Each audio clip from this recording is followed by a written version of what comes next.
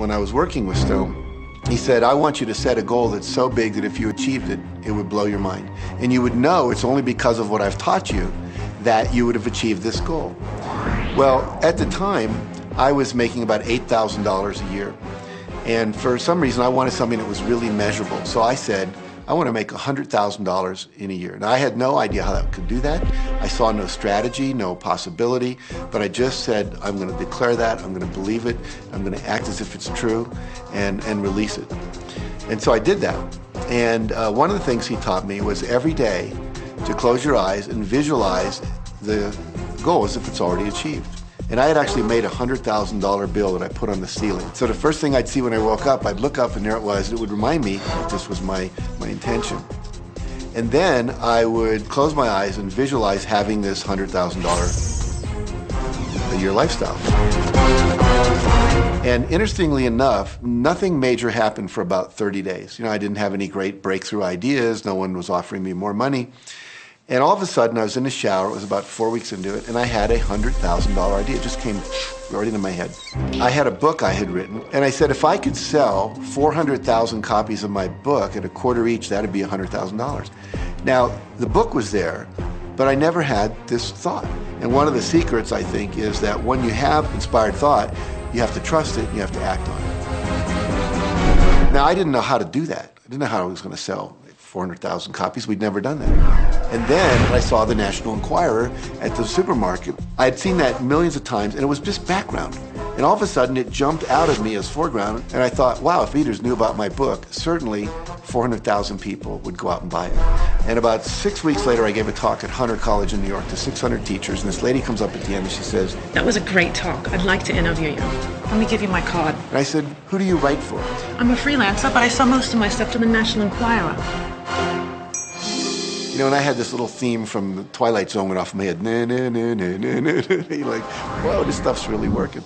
So that article came out, and our book sales started to take off. But the point I want to make is that I was attracting into my life all these different events, including this person. And to make a long story short, I did not make $100,000 that year. We made $92,327. But do you think we were like depressed and going, this doesn't work? No, we were going, whoa, this is amazing. And so my wife said to me, wow, if it works for 100,000, you think it'd work for $1 million? And I said, I don't know. I think so. Let's try it. My publisher actually wrote me a check as a royalty check for our first Chicken Soup for the Soul book. And he actually put a smiley face in his signature because it was the first $1 million check he'd ever written. And so I know from my own experience, because I wanted to test it, does this secret really work? And when we put it to the test, it absolutely worked. And now I live my life from that every single day. Well, I can just imagine what a lot of people that are watching this are thinking. And that is, how can I attract more money into my life? How can I get more of the green stuff? How can I get more wealth and prosperity? How can I, when I love my job, deal with the credit card debt that I have? And the realization that maybe there's a ceiling on the money that can come in because it's coming to me through my job. How can I bring in more? Intended. This goes back to one of the things we've been talking about throughout the whole secret. Your job is to declare what you would like to have from the catalog of the universe. Well, if cash is one of them, say how much you would like to have.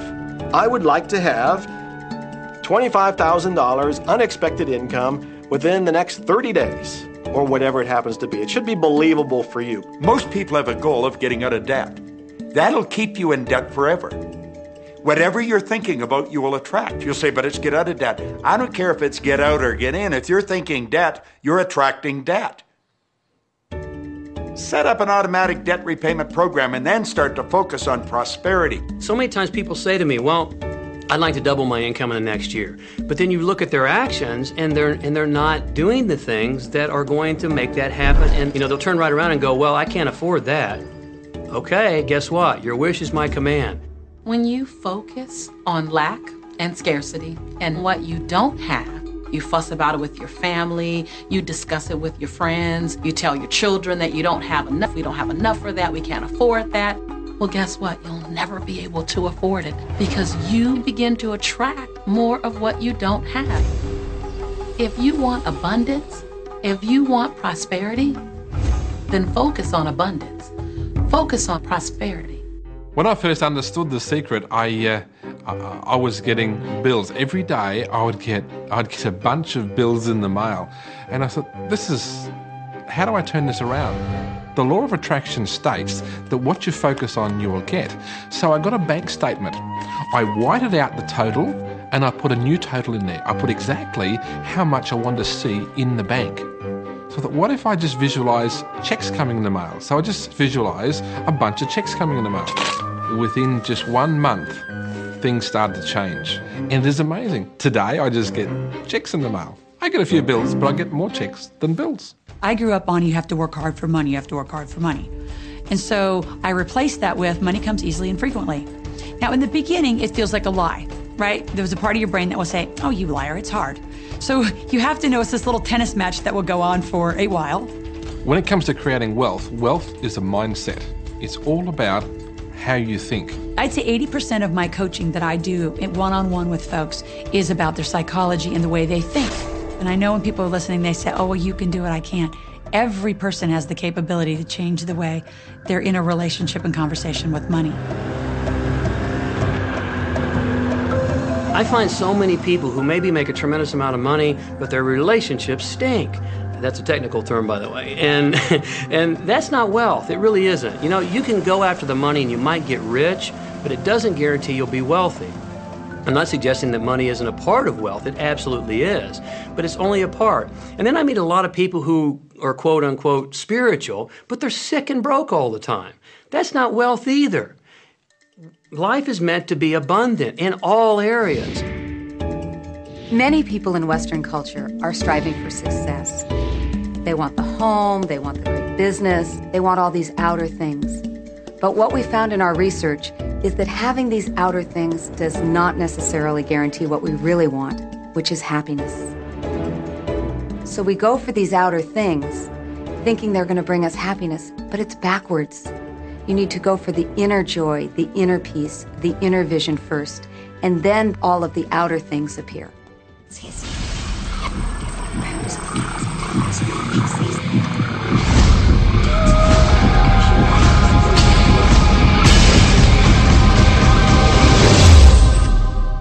The secret means for me actually that we are creators of our universe, and that every wish of what we want to create will manifest in our life. Therefore, it's very important what you wish, what your thoughts are, what your feelings are, because it will manifest. Now, one day I went into somebody's home, and he was an art director of a very famous film producer. And in every corner, he had this beautiful image of a woman, a naked woman dressed with a fabric, kind of doing this, kind of saying, oh, I don't look at you, I don't see you, know. And I said, I think you have trouble in your romance. Are you a clairvoyant or something? No, but look, 7 places you have exactly that woman. But I love that kind of painting. I painted it myself. That's even worse, I said, because you put all your creation and your creativity in it. Now, he's this gorgeous looking man. He has all these actresses around him because that's the work he does. He doesn't get romance. I said, what do you want? Well, I want to date 3 women a week. Okay, paint yourself with 3 women and hang it in every corner.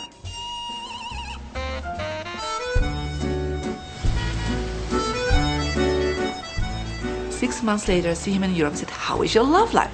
Great. They just call me. They all want to date me.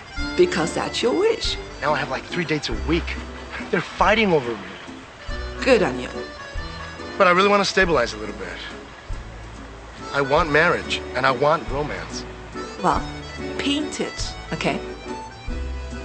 So he painted a beautiful romantic relationship. And a year later, he got married and is very happy.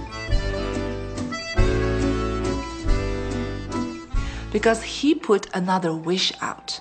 But he wished it in himself for years, but it did not happen. Because his wish could not manifest because the outer level of himself, his house, was just contradicting himself all the time. So if you know this knowledge, you should start playing with it. Inside relationships, It's important to first understand who's coming into the relationship, and not your partner, but to understand yourself. How can you ever expect anyone else to enjoy your company if you don't enjoy your own company? And so, again, the law of attraction, or the secret, is about bringing that into your life, and you've got to get really, really clear. Here's the question I would ask you to consider. Do you treat yourself the way that you want other people to treat you? You become the solution for you. Don't now you owe me and you need to give me more. Instead, give more to yourself. Take time off to give to yourself, in a sense, to fill yourself up to fullness, to where now you can overflow in giving. I got into many relationships expecting my partner to show me my beauty because I didn't see my own beauty. See, when I was growing up, my heroes or my she-ros were the Bionic Woman, Wonder Woman, or Charlie's Angels. And while they're wonderful, they didn't look like me. It wasn't until I fell in love with Lisa, my mocha skin, my full lips, my round hips, my curly hair. It wasn't until that moment that I fell in love with me that the rest of the world was able to fall in love with me as well. There's something so magnificent about you. I have been studying me for 44 years. I want to kiss myself. Because you're going to get to love yourself. I'm not talking about conceit. I'm talking about a healthy respect for yourself. And as you love yourself, you'll love others. In relationships, we're so used to complaining about other people. My coworkers are so difficult to work with. My husband makes me so mad. Children are so lazy. It's always focusing on the other person. But for relationships to really work, we need to focus on what we appreciate about the other person, not what we're complaining about. When we're complaining about those things, we're only getting more of those things.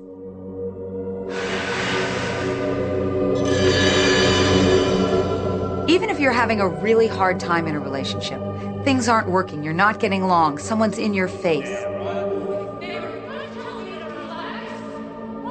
you still can turn that relationship around. Take a piece of paper and for the next 30 days, once a day, sit down and write all the things that you appreciate about that person. Think about all the reasons that you love them. You appreciate their sense of humor. You appreciate how supportive they are.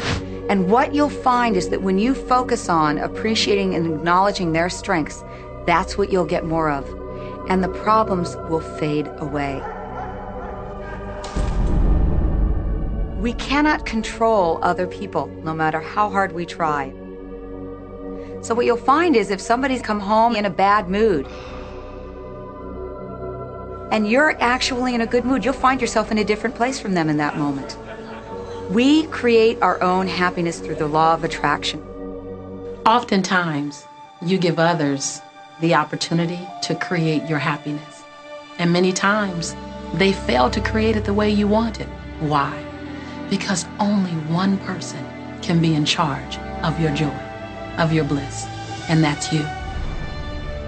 So even as a parent, as a child, as a spouse, even the people closest to you, they do not have the control to create your happiness. Your joy lies within you.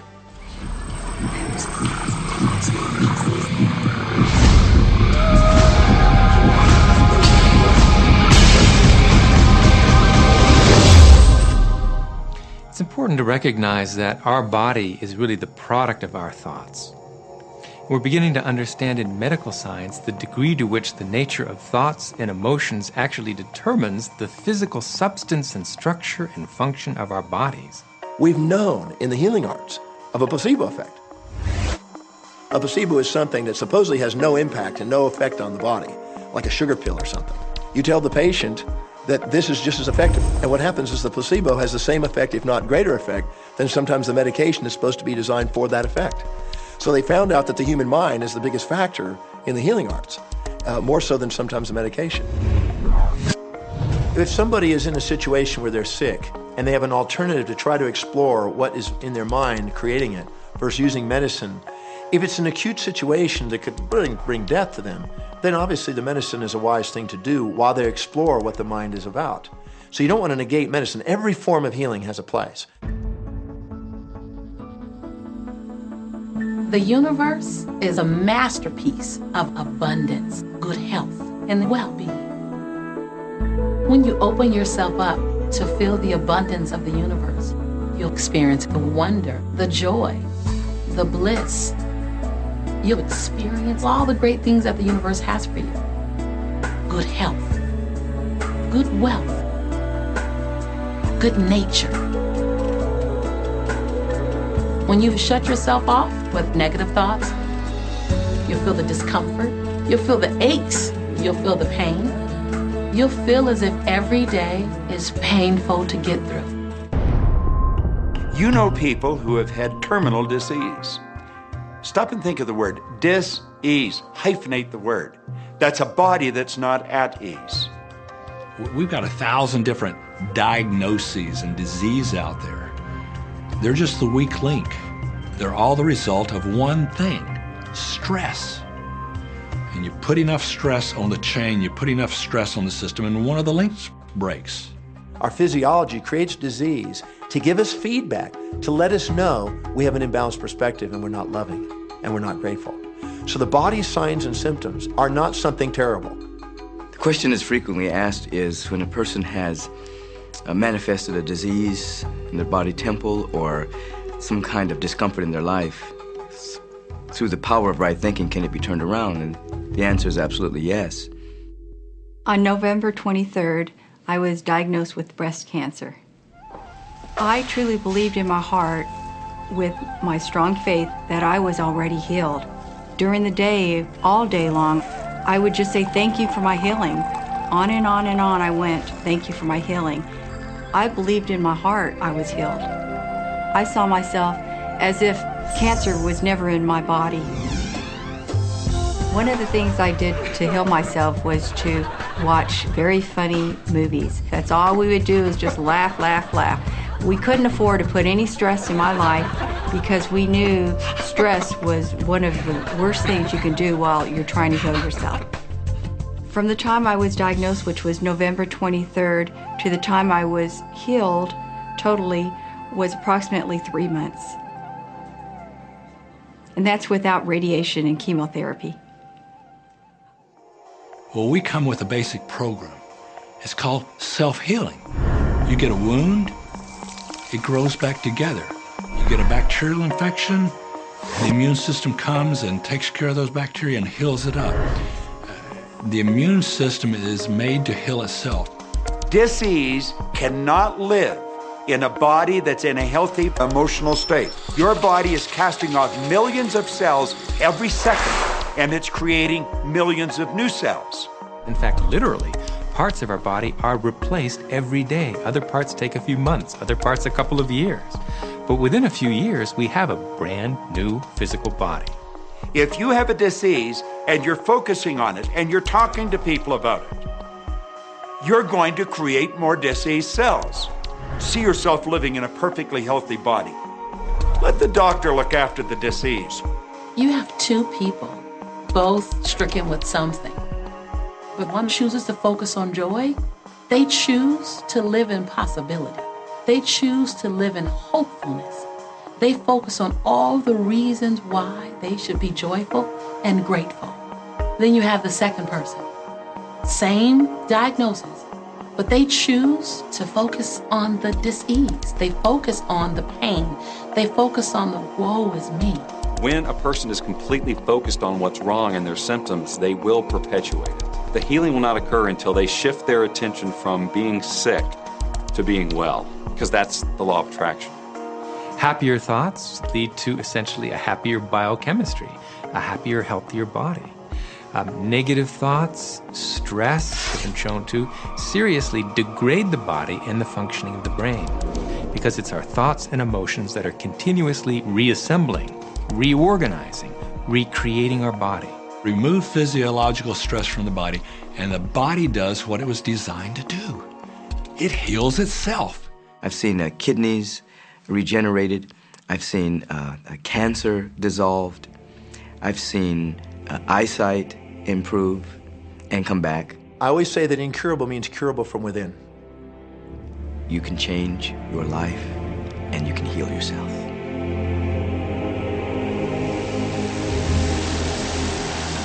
Well, my story begins on March 10, 1981. It really changed my whole life. It was a day I'll never forget.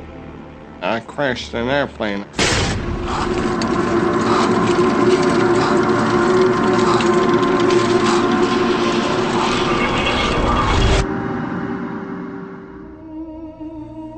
I ended up in the hospital completely paralyzed. My spinal cord was crushed. I broke the first and second cervical vertebrae. My swallowing reflex was destroyed. I couldn't eat or drink. My diaphragm was destroyed. I couldn't breathe. All I could do was blink my eyes. The doctors, of course, said all my life I'd be a vegetable. All I'd do is blink my eyes the rest of my life. That's the picture they saw of me, but it didn't matter what they thought. The main thing was what I thought.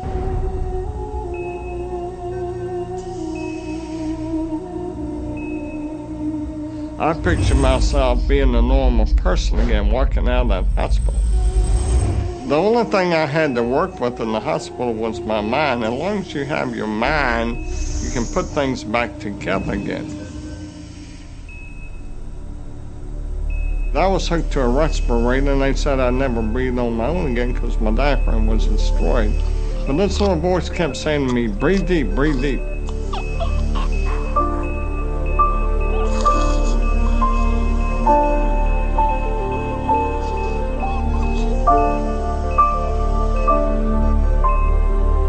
Finally, I was weaned from it. They were at a loss for an explanation. See, I could not afford to allow anything to come in my mind that would distract me from my goal and from my vision.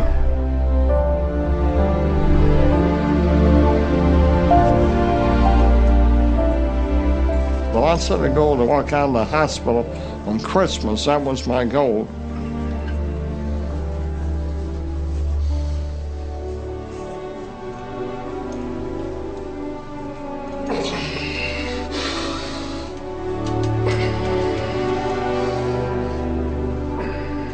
Months later, I walked out of the hospital on my own 2 feet. They said it couldn't be done. That's a day I will never forget. For people that are sitting out there right now watching this program that are hurting, if I wanted to sum up my life and sum up for people what they can do in life, I would sum it up this way in 6 words. Man becomes what he thinks about.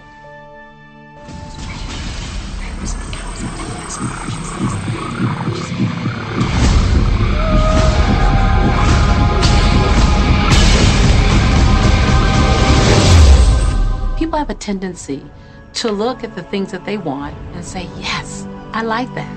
I want that. However, they look at the things that they don't want and they give just as much energy, if not more energy, with the idea that they can stamp it out. They can eliminate it, obliterate it. In our society, we've become content with fighting against cancer, fighting against poverty, fighting against drugs, fighting against terrorism, fighting against violence. We tend to fight everything we don't want.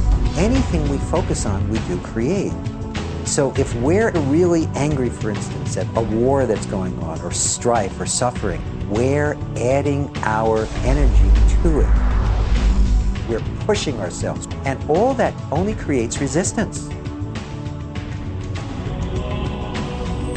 The reason that what you resist persists is because if you're resisting something, you're saying, no, I don't want this thing because it makes me feel this way, the way I'm feeling right now. So you're just putting out this really strong emotion of, wow, I really don't like this feeling, and it's there, and it just comes racing towards you. You know, the anti-war movement creates more war. The anti-drug movement has actually created more drugs because we're focusing on what we don't want, drugs. How much sense does it make for us to give the problem all of the energy, as opposed to focusing on trust, love, living in abundance, education, peace?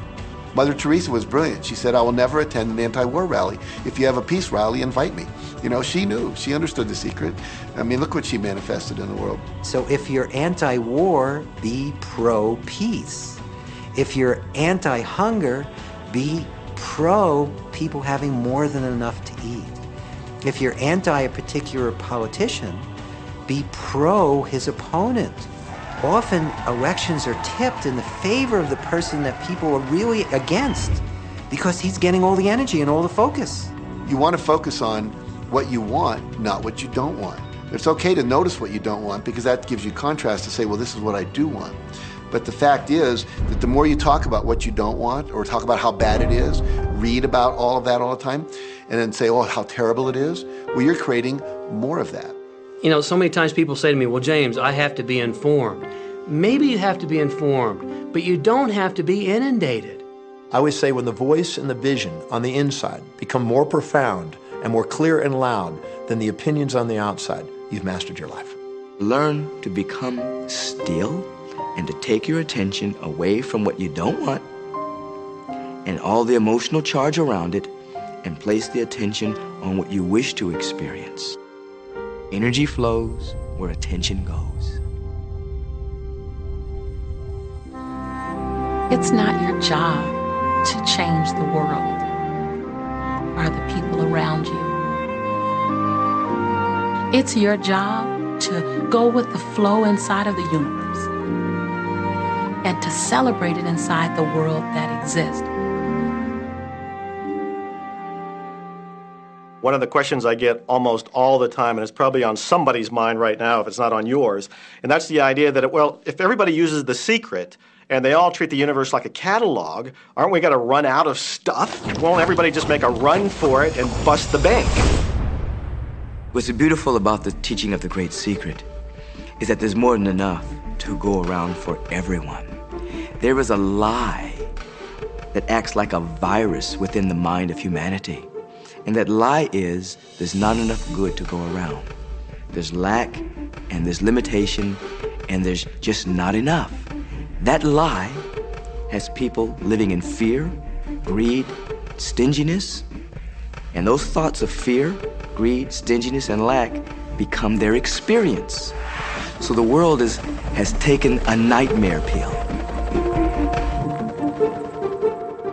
Now the truth is, there's more than enough good to go around. There's more than enough creative ideas. There's more than enough power. There's more than enough love. There's more than enough joy. All of this begins to come through a mind that is aware of its own infinite nature. Every great teacher who's ever walked the planet has told us that life was meant to be abundant. And so just when we think that resources are dwindling, we find new resources to achieve the same things. And so even though we say we have lack, it's because we don't open up our vision and see all of what's around us. You know, when everybody starts to live from their heart and go for what they want, they don't go for the same things. That's the beauty of this. We don't all want BMWs. We don't all want the same person. We don't all want the same experiences. We don't all want the same clothing. We don't all want fill in the blank. There's enough for everyone. If you believe it, if you can see it, if you act from it, it will show up for you. That's the truth. Everything that you want, all the bliss, all the joy, all the love, all of the abundance, all of the prosperity, it's there, ready and waiting for you to grab a hold of it. Now you got to get hungry for it. You have to want it. You got to be intentional. And when you become intentional and on fire for what you want, the universe will deliver you every single thing that you've been wanting. Recognize the beautiful and wonderful things around you and bless and praise them. And on the other side, the things that aren't currently working the way you want them to work, don't spend your energy faulting or complaining. Embrace everything that you want so you can get more of it. Most of the leaders in the past missed the great part of the secret, which is empowering and sharing with others. This is the best time to have ever been alive in history. It's the first time we've ever had the power to gain knowledge at our fingertips.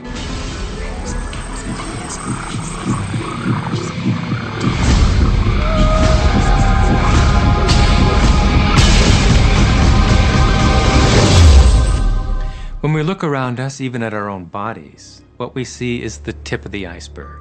Think of this for a moment. Take your hand and look at it. Now your hand looks solid, but it's really not. If you put it under a proper microscope, you'd see a massive energy vibrating. Everything is made up of the exact same thing, whether it's your hand, whether it's the ocean, or whether it's a star. Everything is energy. And let me help you understand that just a little bit. There's the universe, of course, and our galaxy, and our planet, and then individuals, and then inside of this body are organ systems, and then there's cells, and then there's molecules, and then there's atoms, and then there is energy. So there are a lot of levels to talk about something on, but everything in the universe is energy. I don't care what city you're living in, you've got enough power in your body, potential power, to illuminate the whole city for nearly a week. Most people define themselves by this finite body, but you're not a finite body. I mean, even under a microscope, you're an energy field. Well, what we know about energy is this. You go to a quantum physicist and you say, what creates the world? And he or she will say, energy. Well, describe energy. Okay, it can never be created or destroyed. It's always was, always has been. Everything that ever existed always exists. It's moving into form, through form, and out of form. Okay, great. You go to a theologian and you ask the question, what created the universe? And he or she will say, God. Okay, describe God. Always was and always has been, never can be created or destroyed, all that ever was, always will be, always moving into form, through form, and out of form. You see, it's the same description, just different terminology. And so if you think you're this meat suit running around, think again. You're a spiritual being. You're an energy field operating in a larger energy field. We're all connected. We just don't see it. There isn't an out there and an in here. Everything in the universe is connected. It's just one energy field. We often get distracted with this thing called our body and our physical being. That just holds your spirit. And your spirit is so big, it fills a room. You are eternal life. You're source energy. You are God manifested in human form, made to perfection. Scripturally, we could say that we are the image and the likeness of God. We could say we are another way that the universe is becoming conscious of itself. We could say that we are the infinite field of unfolding possibility. All of that would be true. Every great tradition has told you that you were created in the image and the likeness of the creative source. That means that you have God potential and power to create your world, and you are. You are. And maybe you've created things to this point that are wonderful and worthy of you, and maybe you haven't. The question I'd ask you to consider is, do the results you have in your life, are they what you really want? And are they worthy of you? If they're not worthy of you, then when would now be the right time to change those? Because you have the power to do that.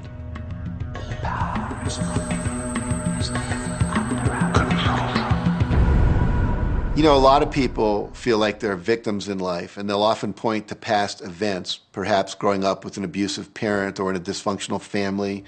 And I would add as a parenthesis here that most psychologists believe that about 85% of families are dysfunctional. So it's like all of a sudden you're not so unique. My parents were alcoholics, my dad abused me, my mother divorced him when I was 6. From the age of 13 to 18, I was involved in street gangs. I had a severe motorcycle accident. I was homeless at one point in Dallas. I lived in poverty for 15 years in Houston. When I was a child, I had learning difficulties, and I was considered learning disabled, and I was told I would never read, write, or communicate, never amount to anything, not go very far in life. I mean, that's almost everybody's story in some form or not. So that's just called so what. The real what is, what are you going to do now? What do you choose now? Because you can either keep focusing on that or you can focus on what you want. And when people start focusing on what they want, what they don't want falls away. And that part expands and the other part disappears. You are the designer of your destiny. You are the author. You write the story. The pen is in your hand, and the outcome is whatever you choose. The beautiful thing about the law of attraction is that you can begin where you are, and you can begin to think, real thinking, and you can begin to generate within yourself a feeling tone of harmony and happiness. The law will begin to respond to that. So now you start to have different beliefs, like there is more than enough in the universe. Or you have the belief that everything goes right for me. Or you have the belief that I'm not getting older, I'm getting younger. We can create it the way we want it by using the law of attraction. And you can break yourself free from your hereditary patterns, cultural codes, social beliefs, and prove once and for all that the power within you is greater than the power that's in the world. Some of you may be thinking, well, that's very nice, but I can't do that, or she won't let me do that, or he'll never let me do that, or I haven't got enough money to do that, or I'm not strong enough to do that, or I'm not rich enough to do that, I'm not. Every single I'm not is a creation. Whether you can or you can't, you are right tight. Are there any limits to this? Absolutely not. We are unlimited beings. We have no ceiling. The capabilities and the talents and the gifts and the power that is within every single individual on this planet is unlimited.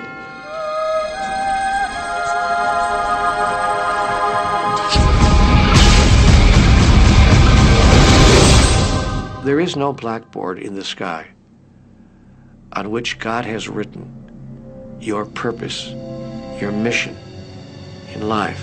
There's no blackboard in the sky that says, Neil Donald Walsh, a handsome guy who lived in the first part of the 21st century, who, colon, then there's a blank, you know, and all I have to do to really understand what I'm doing here, why I'm here, is to find that blackboard and find out what God really has in mind for me.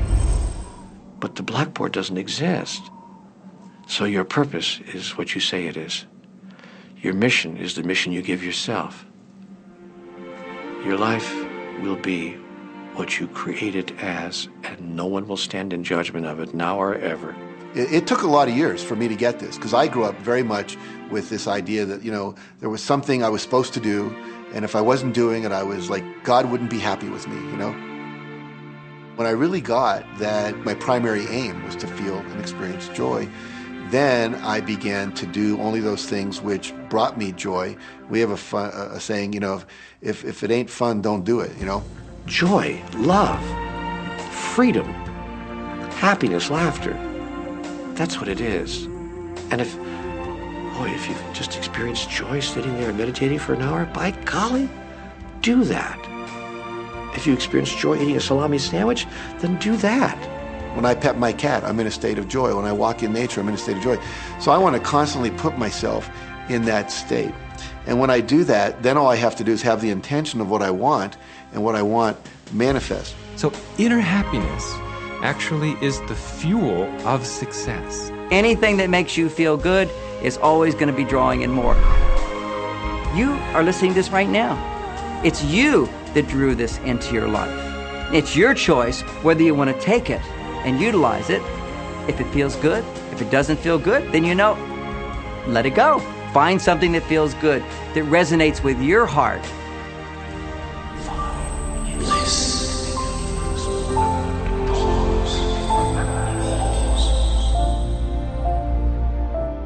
When you follow your bliss, you live in a constant space of joy. You open yourself up to the abundance of the universe. You're excited to share your life with those you love. And your excitement, your passion, your bliss, it becomes contagious.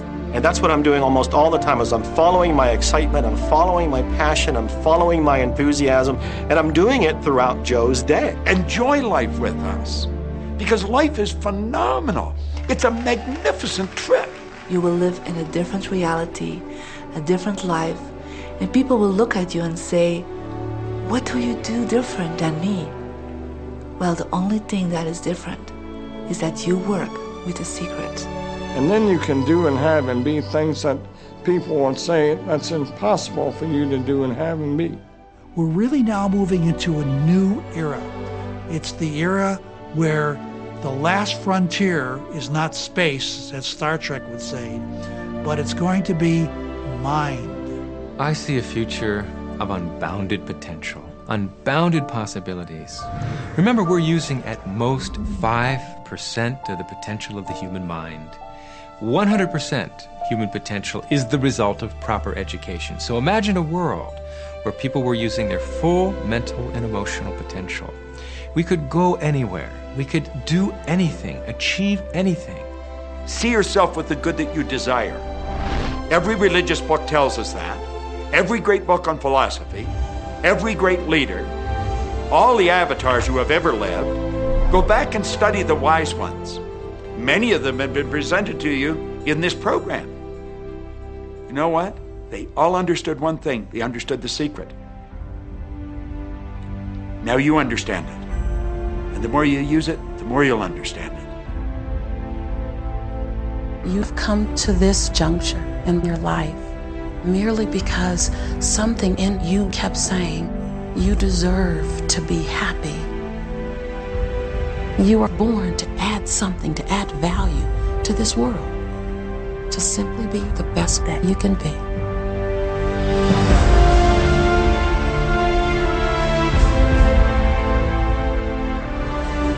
Every single thing you've been through, every single moment that you've come through, were to all prepare you for this moment right now.